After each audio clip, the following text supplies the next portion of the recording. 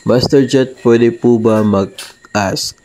Meron po ba tayong new set of school uniforms this 2024 to 2025?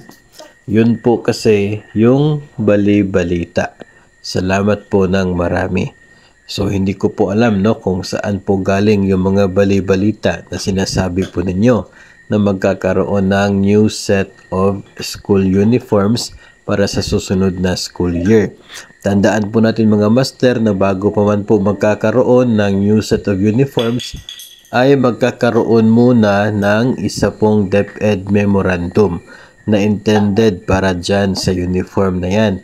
Katulad po na nakikita ninyo sa inyong screen, ito po yung huli po na pagpalit natin ng uniform na kapaloob sa DepEd Memorandum Number 16 Series of 2021.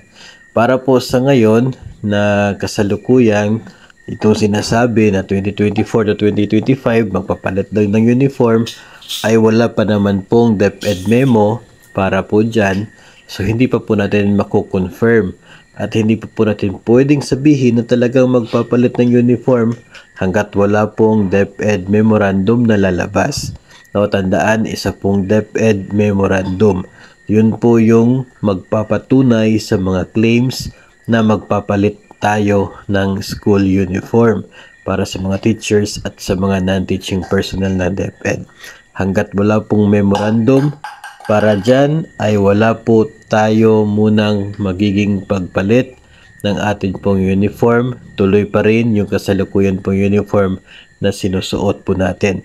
Kahit nga po noong before, yung dati po na memo, yung nakita po ninyo, ay hindi naman po siya effective kaagad o required kaagad yung bagong set of uniform.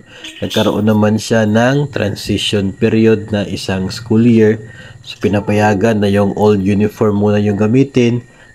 Then, pagkatapos ng transition period na yan, the following year, doon pa nire-require yung bagong uniform na talaga. So, yun po yung legal, yun po yung legit na paraan, at legit na way to determine kung talaga magkakaroon ba tayo ng bagong set of uniforms or wala.